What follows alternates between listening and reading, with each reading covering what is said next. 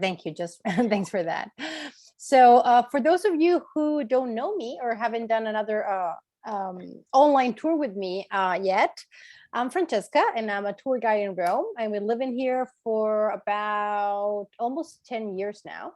I just fell in love with the city and I decided to stay, and I'm an official tour guide since 2015.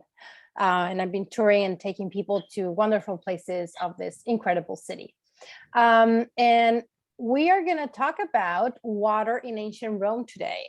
Why did I choose this subject? Well, it's something that I talk about a lot during my own live tours. When I walk through the city, we talk a lot about the water because it's something very famous in a way of the city of Rome, where you see all of these water fountains and just also the small water fountains throughout the city where you can just have a free, fresh drink of water as you walk through the streets. So I thought it was something interesting that we could share, that we could talk about. And why is water so important? Well, it gives us life, and it gives water and it feeds the plants and our crops and everything. So it's essential for life. And one of the reasons that Rome became the empire that it was because of the water. So right here, we have an ancient map of Rome. So you can see here the 7 hills of the city, okay? The famous 7 hills. We have the Quirinal Hill, the Viminal Hill, Esquiline, Caelian Hills, Palatine Hill, Campidoglio, the Capitoline Hill, and the Aventine Hill. These are the 7 hills of the city of Rome. And right here on the left side, we have the Tiber River. Okay, and the Tiber River goes through the whole city of Rome. You can see it has this snake shape. So it was extremely important for the city to start growing, and we will see why. We're going to see also here we have a small island. I will show it to you better. And this is the Tiberian Island that we will see is the only one that we have in the city. And the Tiber River then goes through the city of Rome, but it starts in Tuscany, so in the upper part of Italy, and it goes down, goes through the city of Rome, and it goes out into the ocean, into the Mediterranean Sea, through the city of Rome. So as you can imagine, and as you can understand, Rome had a direct access to the Mediterranean Sea. And this was extremely important when it came to commercial issues and also to conquer all the Mediterranean area. Okay, the Roman Empire was huge, and it went all the way to Africa, to Asia, to, of course, the northern parts of Europe today, to everything. So they were able to move around because of this exit that they had to the sea. And also, they could just go in and out of the capital of the Roman Empire of Rome through the Tiber River and get access to the sea.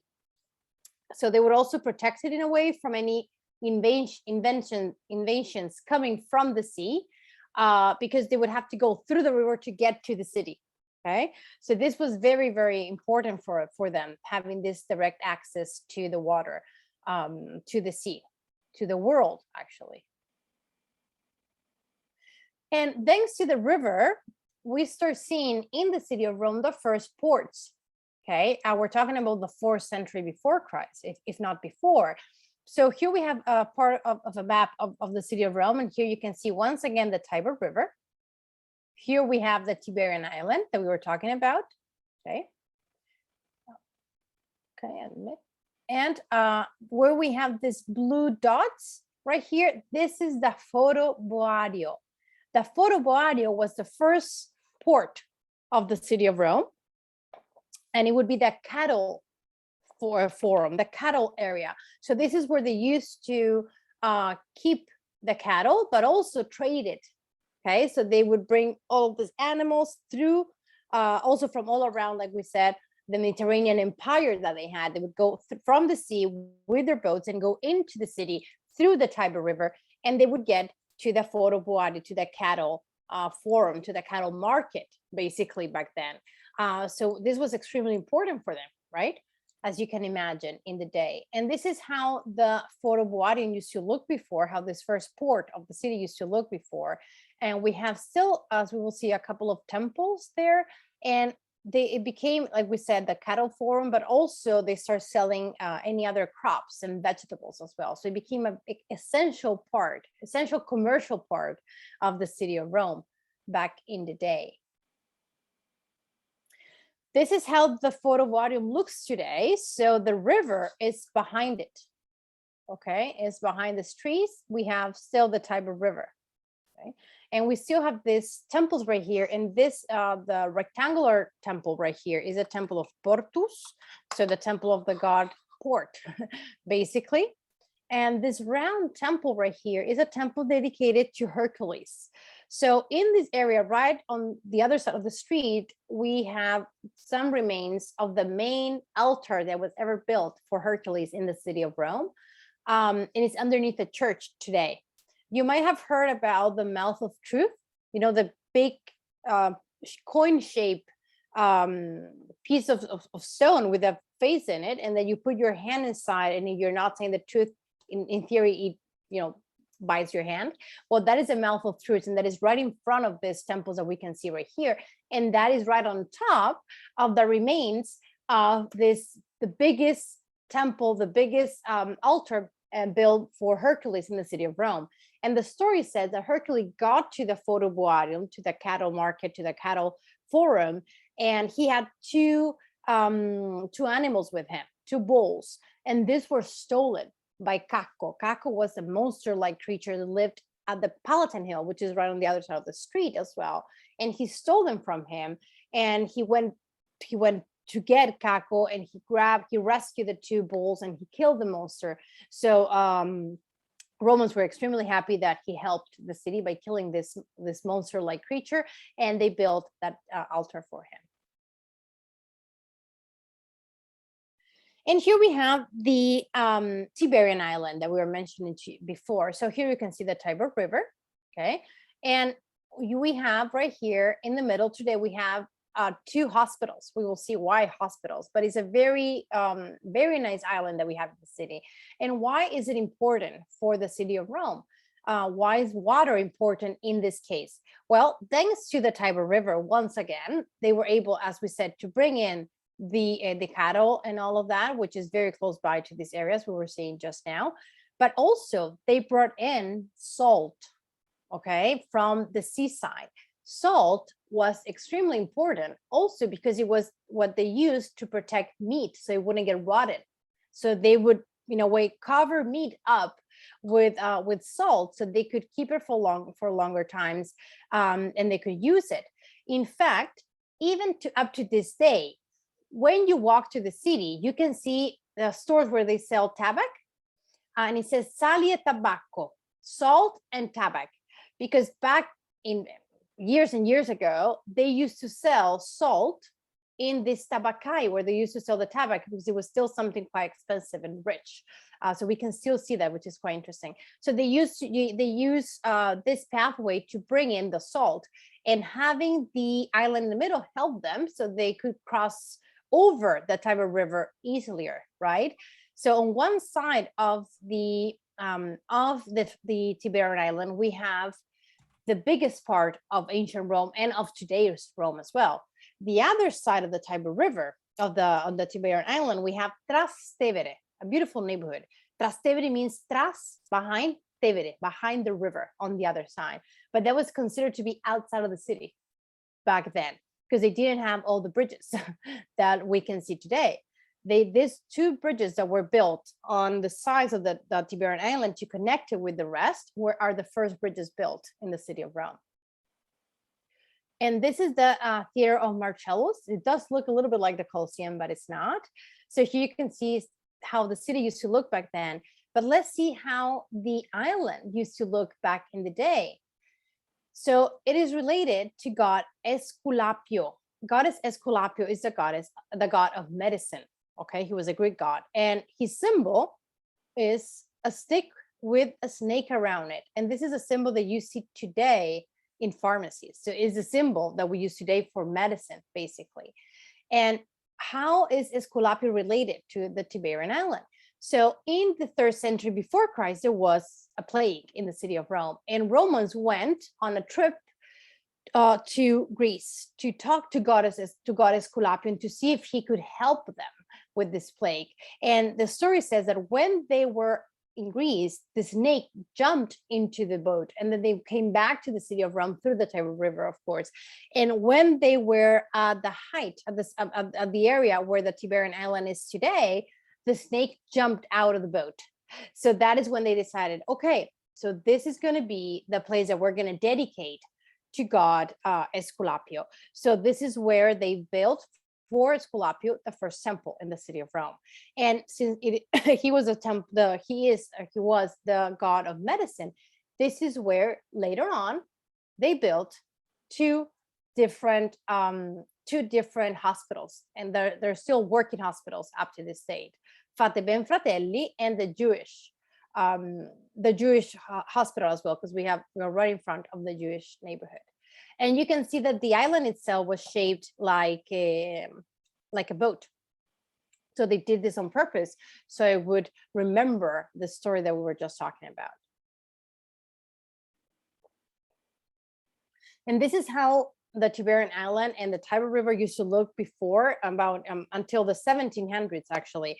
So people could actually swim and they could fish in the Tiber River. Please do not do any of those things now. Okay, it's extremely dirty now. But before, it was clean water that would bring in, they would come into the city. So they would use it like a beach, or just to go, like I was just saying, fishing. And the walls around the Tiber River that we can see today were just built in the late 1800s, and they were done so no more floodings will occur in the city. There were so many floodings going on in the city of Rome. So this is another fact of how water is important in the city of Rome, in this case in a bad way, because it used to flood everything. Let me just show you, for example, this is the Pantheon. I don't know if you've been to Rome or not, but the Pantheon here, you cannot see the lower part of the columns. So we have at least 2 meters, that's like 6 feet of water in this case. And when you walk through the city of Rome, you can see these plaques all around it with the different levels of water in different years. So in the late 1800s, they decided to build the walls around it so this would not happen again. And aqueducts, you guys. One of the most famous things about ancient Rome are the aqueducts. And aqueducts were bringing water, drinkable water, to the city of Rome. These are extremely important even today because we're still using this. And it's an incredible work of engineering if you think about it. This is how they used to build the aqueducts. So they would build, basically most of it was done underground, but whenever they would have to go on the ground, they would do the arches. And we can still see this in many cities that belong to the Roman Empire. The arches could not be taller than 22 meters. That is about 70 feet. So that's why sometimes you see 2 levels of arches. And they used to build these cranes. And here you can see we have people running inside the hamster wheel, right? This is how they would make, the force to lift up the blocks of stone. And they would build the main structure in wood, and then they would remove it when they wouldn't need it anymore. So this is an incredible work of engineering. And this is just an idea of how the aqueducts used to work before. So they would grab a water source, of course, then they would create these inside tunnels, the arches, as we were just saying, whenever they needed, and then they would distribute to the city. This is a very nice video that I found, sorry, that is showing us how they used to build the aqueducts. So you can imagine also the amount of work that it took them. And we have aqueducts in Rome that are from the 4th century before Christ even. So they got drinkable water to the city in ancient time. And we have 16 aqueducts, 11 that are ancient and 5 that are new. New, I mean, that were built by the popes from the 1500s on. As we will see, the popes also will restore the ancient aqueducts to use them. So they would go into the hills, right? And they would pass the water pipes and create air conducts as well. And then the water would just get out, and they would create the arches, as we will see now. And they would do this with the gradients and the slopes of the different hills. So everything was extremely studied, okay? they would drop 5 meters, so that's like 15 feet every 500 kilometers. With this incredible work of engineering, they could bring into the city of Rome drinkable water for everyone.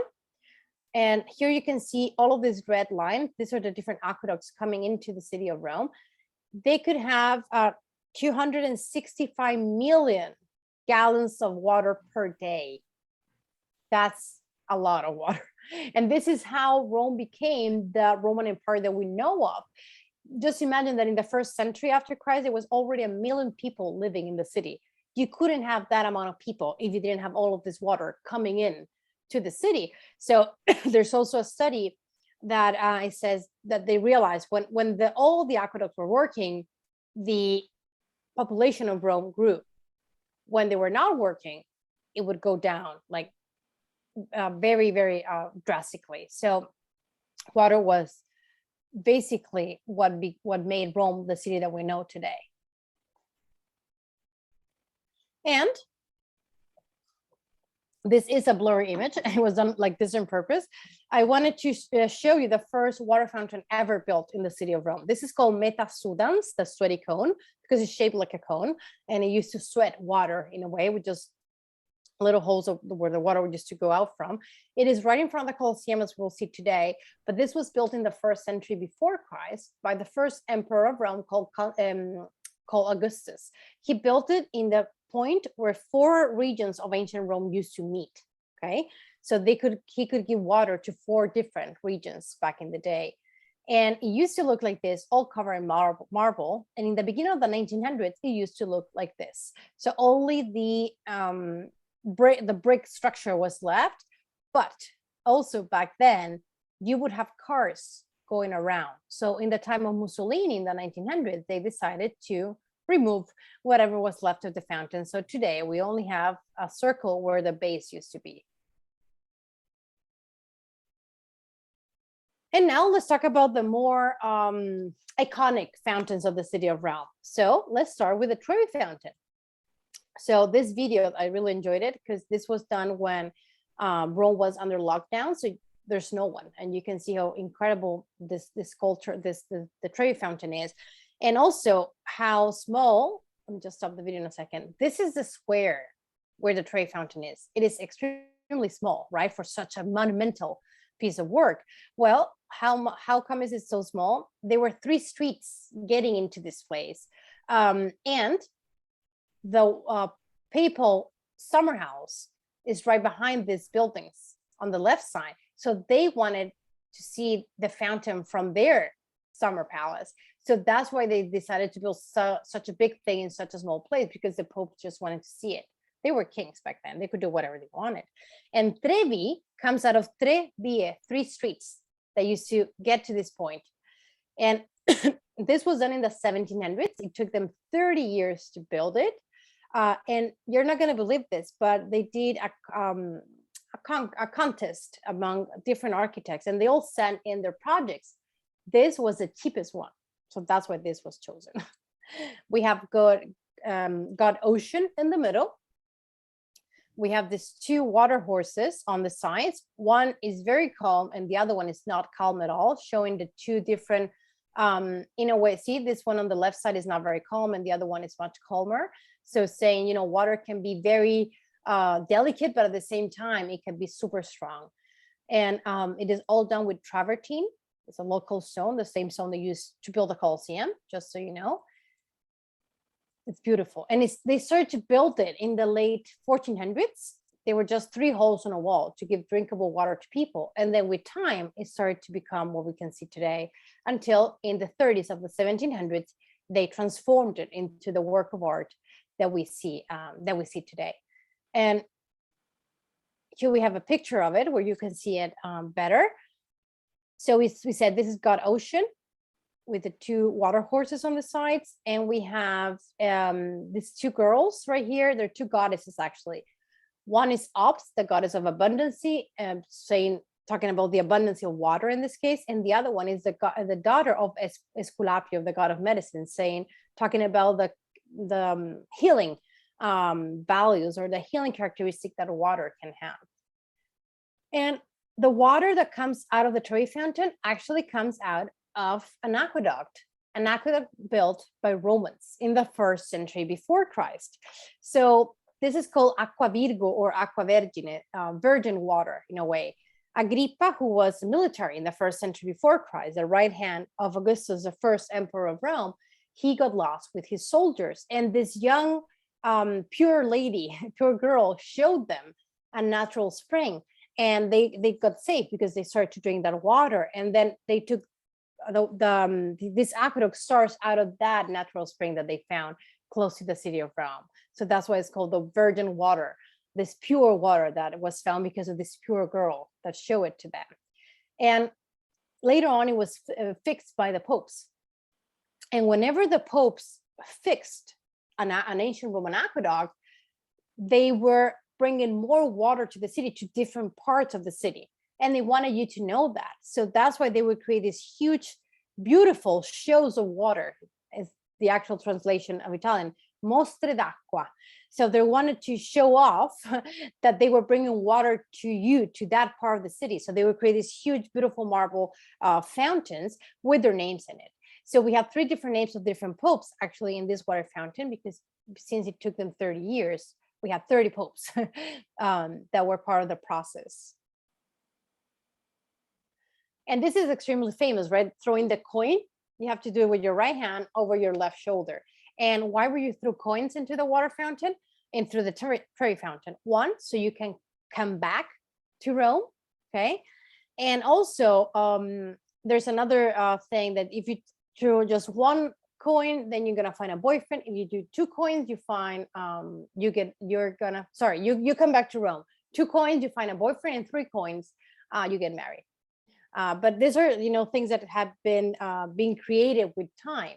Okay, although the coming back to Rome started in the late 1800s. A philosopher came to Rome, a German philosopher, and he just was in awe of the city. So he threw a coin and he started with this story. The romantic part of it says that when a soldier had to go to war, he would come to the water fountain with his girlfriend or fiance, and he would drink water out of the fountain. And that was kind of a promise of loyalty to their loved ones, that they were going to come back to them afterwards.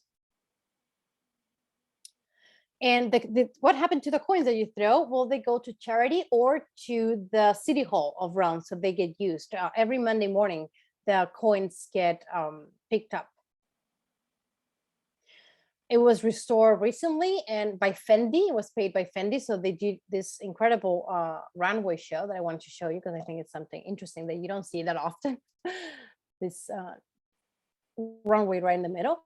And this is one of the most famous movies, The Dolce Vita, right? And you have Mastroianni, the Italian actor, and Anita Ekberg right here. Just a funny fact. This scene, the Trevi Fountain scene, was filmed in January. Extremely, extremely cold weather in Rome, extremely freezing water as well. Well, Anita was from Sweden, right? So she didn't have any trouble getting to the freezing water. Mastroianni had to drink a whole bottle of vodka to be able to go into that freezing water and to do this scene of the movie. So they said that the next day he had a very big hangover. Piazza Navona. This is one of my favorite squares of the city. And we're gonna start with this video, which is like flying through Piazza Navona. And you're gonna see it's very big and long. This used to be a Roman stadium. So they used to do athletic competitions in here. And the water fountain in the middle is called the water fountain of the 4 rivers. And it's showing, as we were going to see in detail, is showing 4 rivers representing 4 different continents around the globe. And it was all a part of the propaganda fede, of the propagation, of the propagandation of faith back then, that started in the 1600s to spread faith around the globe. This is also filmed under lockdown, as you can imagine, because there's no one in it. And the main water fountain was done in the 1600s, the one of the 4 rivers, by Gian Lorenzo Bernini. Bernini is the masters of Baroque in Rome. He was an incredible sculptor and architect as well. And he created this very even fun, I want to say fun sculpture, because you can just walk around it, as we were just seeing, and you see different animals coming up. And he had to build this to support the obelisk right on top. Okay, here you have another picture, not in lockdown, as you can see. And the obelisk right on top of it is an Egyptian obelisk that was brought into the city, and it was placed at the Piazza Navona when this was a Roman stadium. This is in the 1st century after Christ. With time, this obelisk got moved outside of the city for another use. In the 1600s, when Pope Innocent X Pamphili was in charge, he started rebuilding this whole square. Okay, the church that you can see here on the left is the Pamphili Church. It's called the of Saint Agnes, but it's where all the Pamphilis are buried. And the Pamphili Villa, the Pamphili palace, is in this square as well. So these all belong to that Pope and his family. And he was restoring the square. He wanted to bring in the water up to this part of the city. So he wanted to create, a fountain, and he found the obelisk. It was found by excavations and archaeological excavations. So he said, I want a fountain that's to support the obelisk. So Bernini created this in order to do that. And as we were saying, it represents the 4 rivers of 4 different continents. So each man that we have here represents one different continent and one different river. And they by creating this, then Bernini placed the obelisk on top. They just found centuries later that this obelisk is the same one that was here in the 1st century before Christ. So in a way, the obelisk came back home and they didn't know about it. This is another view of it. You can see all of the movement, right, that this water fountain has. Baroque, 100%. And here we're going to be able to see the 4 rivers even better. So we have the Danube, the Ganges, the River of the Silver, representing the Americas, and the Nile. This one right here on the left side, this is the River of Silver. So you can see silver coins behind him. So each of them have things that allow us to understand the river that is being represented. For example, the one with the head covered, this one right here, this is the Nile. You can see the palm tree, and you cannot see his face because they didn't know where the Nile started back then. So that's why it is covered and not exposed. Beautiful Navona Square. Acqua Paola. I wanted to talk about this water fountain because it's less known water fountain if we compare with all of the others. So I wanted to show it to you.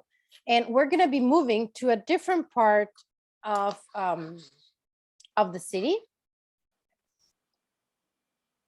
Okay, we're going to Trastevere, to Gian Nicolo. So this is the Tiber River, right? That we were just talking about. As you can see here, we have the Tiberian Island. This is where you will see the Mouth of Truth, right? So this is where the Foro Boario, the cattle forum, is located. Then you have right here the main part of the city, the center of the city. So Trevi Fountain is here, Piazza Navona that we're talking about. What we're going to do is that we're going to cross over onto the other side of the river to get to Trastevere, to behind the Tiber. And here we have the Trastevere area, and we have the Gian Nicolo, another hill. It's not one of the 7 hills, but it's another hill of the city of Rome, which is quite big actually. But it was outside of the city, so it's not considered one of the 7.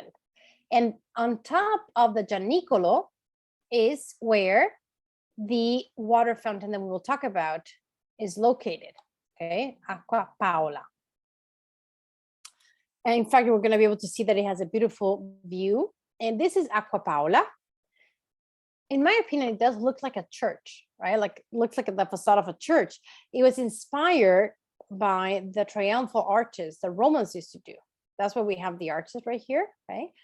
And this was done in the 1600s, in the beginning of the 1600s, so the beginning of the Baroque. And it's called Aqua Paola because it was done by Pope Paul V. And in order to do this, he restored an aqueduct that was done in Roman time in the 2nd century after Christ, Aqua Traiana, the water of Trajan, Emperor Trajan. He brought in the water from Bracciano, which is in the lake, a very big lake in the northern part of Rome, and he brought in the water. So as they started to get better building the aqueducts, they could start bringing water from further away from the city. And this allowed them to bring even more water and with more slopes, so with more pressure. So then the water could go all the way up to the hills. Okay, so this is extremely important because he's bringing water to that side of the city that did not have that much water, because remember, it was considered to be basically outside of the city, and into a higher part of the city as well. Okay, so he fixed the Aqua Traiana and he created the Aqua Paola. Okay, this huge showing off of water. It's quite beautiful. Okay, you can see the arches, as we were saying, and the columns and the marbles are all recycled. This means that after Rome becomes a Christian empire with Constantine in the 3rd century after Christ, everything that was not Christian, so basically the whole city of Rome, was recycled to build the new temples, the churches, and to build anything that the popes wanted to be built. Okay, so for example, these columns, they were at the bath of Caracalla, right, and Roman bath back in the day, and of different basilicas, different public buildings as well of the city, and they reused them to create this this arch-like water fountain. Here you can see the basin of water. Okay, very big, very large. And here you can also notice that it's actually on a hill, right? So here we can see the city. This would be St. Peter's. Okay, just so you know. So we can see it on a hill on top of the Trastevere area. And then we have the fountain of Tritone, Trident, the Trident fountain. This is a smaller water fountain that is located at Barberini Square, Piazza Barberini. So this whole area of the city, Piazza Barberini, was owned by the Barberini family. There was a very powerful pope called Urban VIII Barberini, okay, in the 20s and 40s until actually 1626 to 1644. So he ruled for a long time, for 20 years, basically. He was one of the king popes back then. He was a real politician. And he got all of this part of the city, which is also on a hill. And they built the Barberini Palace, this huge palace for the Barberini family. They also donated a part of it to the friars, the order of the Cappuccini, which is part of the Franciscan order right next to it. So they own all of this, okay? And they wanted to create a water fountain to welcome people in a way into their area of the city, but also, they said, for public use, okay? So they called Gian Lorenzo Bernini, master of Baroque once again, the same one that did the Navona Square, to do this, the Trident fountain, okay? And he did the Trident, right here, drinking water out of a seashell, also coming out of a seashell. And down here we can see the Pope's coat of arms, the crest. And we have the fishes, this kind of dolphins right here in the lower part, right? I'm gonna show it closer right here. So there's another view of it, beautiful. This was restored last year or 2 years ago, right? This picture is from before, but here you can see the coat of arms better. So this right here are keys, okay? Which these are here in the picture right here. So these keys are the symbol of the Vatican. We have a golden key symbolizing the key to earth, and the silver key the key to heaven, the golden key, and the key to earth is the silver key. And these two keys create an X, and on top we have the papal crown. This is the Vatican symbol, so this never changes. What changes is the coat of arms, the crest, right underneath it. So depending on each pope, this changes. So here we have 3 bumblebees. The bumblebees are the symbol of Urban VIII Barberini. Okay, and why the bumblebees? Because they create honey, which is a gold, right? Golden as gold. So that's why they choose this. And we have this water fountain with his symbol. So everyone knows that Barberini is the one that ordered this to be made and is giving you that water. So all of this, you guys, was done to show off, basically, that so the popes would show off the fact that they were bringing water to you, right? And that they were helping the city grow to that part of the city even more. So all of these water fountains were extremely important, not just because they show off, because they're pretty, because we can still see them today, but because they were giving drinkable water to people. Imagine people used to even wash their clothes at the Trevi fountain.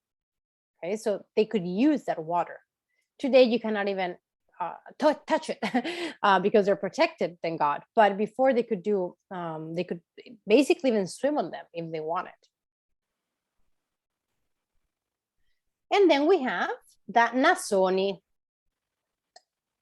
Nasoni means big nose, big noses, okay, in plural. And what are the nasonis? If you have been to Rome, you have seen them for sure. This right here. So the nasonis are these small water fountains that were done in the late 1800s after Rome becomes the capital of Italy. So Italy is a very young nation. It became one nation only in 1861. And in 1870, because before there were different federal states, in 1870, Rome becomes the capital of this new Italy, United Italy. And they start to grow, as you can imagine. So everything starts to grow. The city starts to grow. They start excavating new areas of the city to build new buildings and to grow and grow and grow, and more people coming into the city, and they need more water. Okay, so they start building that nasoni in the late 1800s. The nasoni is this easy water fountains that they built through the city with drinkable water. This is running, non-stop, drinkable, running fresh water that you can drink. During the summer, this is one of the best things that we have in Rome because it gets extremely warm, as you can imagine, and you have this just free drinkable water that you can drink from whenever you want. We have different versions of it. So this one right here with only one nose. These are the original ones with just one big nose that you can drink from. And then you have the ones that have more noses for more people to drink from as well. And all of them have the signature SPQR, which is a symbol of the Senate of Rome. This one, for example, is right in front of the Pantheon. You can see right here another coat of arms, okay, because this fountain was done by another Pope, Clement the 13th, so we can see his symbol right there. All these popes showing off their power with water. And here, each of these red dots that you can see here are showing you where you can find a nasone, a water fountain with fresh, drinkable, free water in the city of Rome. Of course, they don't all work, but most of them do. So you can have access to drinkable water whenever you need. So this, like I said, these were all done in the late 1800s, but already in the Middle Ages, they were all of these drinkable fountains throughout the city on purpose. You know, during the Middle Ages, there were lots of plagues in the city as well. And the city, only after the mid 1400s, started to grow again. It was a very dark period of time in Rome, in Europe in general, but especially in Rome, it got abandoned a lot. So after it starts to get populated again, they start building water fountains so people could have access to drinkable water and they could live and wash their clothes and cook and do anything that they needed with all of these drinkable waters, the fountains. And this is how you drink from a nasone. So basically you cover the lower part of it from where the water comes out, the faucet, we could say, and all of them have a little hole in the upper part. This one right here. So when you cover the lower part, you have water coming in from the upper part. So you can drink it without using a cup or anything like that. So they're extremely helpful during summer, as you can imagine. So, you know, to resume, the importance of water in ancient Rome. First of all, thanks to water, thanks to the river, thanks to the access to the sea, Romans could grow and become a huge empire, right? Having all the boats coming in, bringing all the cattle, bringing all the merchants, the things that they wanted to build, to buy, to sell. So commercial use, okay, extremely important. Second, having water allows you to have people living in your city, so they could come in and they could, settle down, and they could have water, and they could build their crops, and they could drink water as well. And bringing the water, the aqueducts, bringing all of this water to the city was on purpose, so the city could grow and grow and grow, and they could do even their naval battles. They could do their bath. Roman baths were extremely famous until today, actually. So they would have all this water saved in water tanks that they have throughout the city as well, so they could feed their Roman bath. So they could go and have their sauna and their pools, and there's this detox routines that they used to do, but also having water in their homes. Okay, back in Roman time, it was expensive, as you can imagine, to have water in your own house. You could have some free water fountains through the city when the emperors were in charge, but having water in your home was very expensive. That's why they basically only the rich people had bathrooms in their houses, and that's why also the Roman baths were so important, because they could go there and not only take a bath, but they would have bathrooms and they could clean themselves.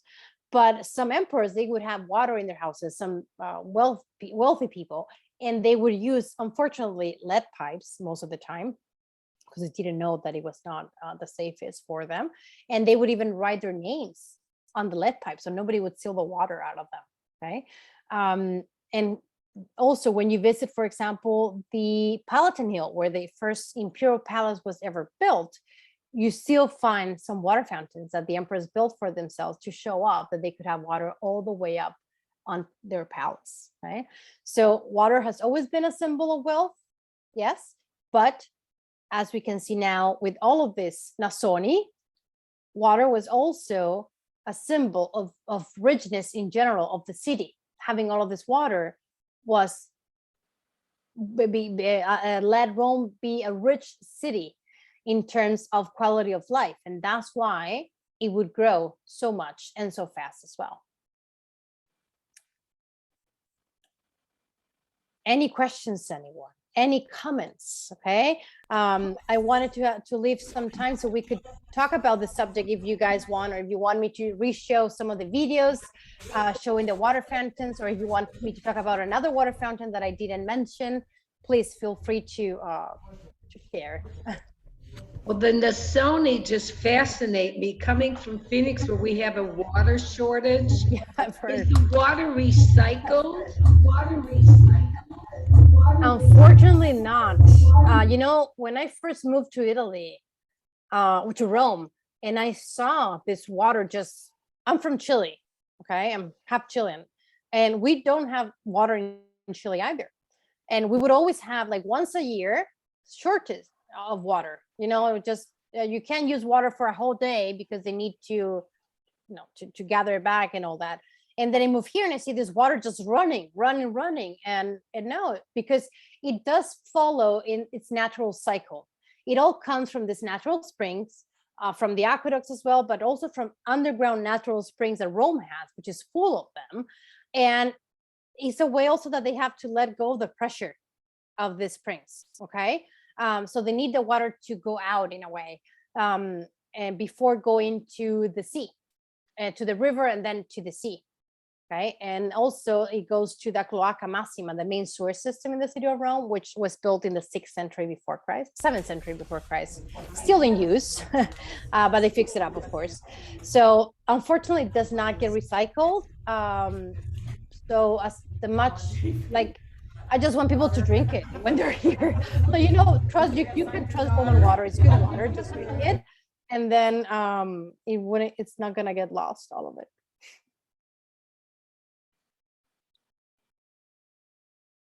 It was an excellent presentation. Thank you. Very, very interesting. Thank you, Rudy. Thank you. it's a subject that I think is Yeah, important. that was, You know.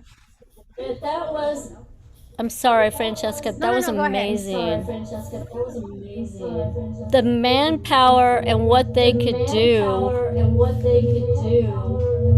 incredible. Yeah, it's and you can still see in Rome. You can see, if you, there's a park where you can see, for example, all of the aqueducts that we still, or most of them, on ground, and you can just, you know, see that, and you can see these arches built with bricks and stones in the third century before Christ, or in the second century after, and they're still there and they're still in use. So Well, it's an engineering feat, like you said, just amazing. Yeah. yeah, carving the hills and thinking about this, the proper slopes and gradients, so that enough amount of water comes in. I think they did a very big favor to Rome today. Absolutely amazing. And yeah, Very interesting. I loved the whole presentation. thank you. Francesca, can people not only drink out of those Nassonis, but can they take jugs to fill water up to take home as well? Absolutely, yes. In this recent years, what they did is that they created kind of these kiosks instead of the Nassoni, and in some of the areas of the city, there's one in front of the Coliseum, for example, and you can actually go there with your bottles, and you can fill in your bottle of water with still water or sprinkle water. Oh, wow. Very Super cool. fancy. Very fancy. I have one very close by to my house. I've never used it to like that much because it's not that close to like fill in all the, you know, all the bottles and bring them home. But I do see lots of people that they go there very prepared with you know, like something to take the bottles, and they have like 6 big bottles of water with their special system, and they fill them in and they go back home with free Wow, water. very cool. That's amazing. And why would they do that as opposed to using the water that comes out of the tap? So one of the problems that we do have with the tap water in Rome is that it has a lot of is it calcium, you know, the white mineral. So if you let the yeah, so it's a little heavy for some people, but it's very good water. It's clean and good water. But if you have any troubles, you know, with drinking that heavy minerals, we could say, usually people do buy water, or you buy the filters, you know, to put in the faucet. But for example, we also buy bottles of water, which I don't like as much because plastic and all that.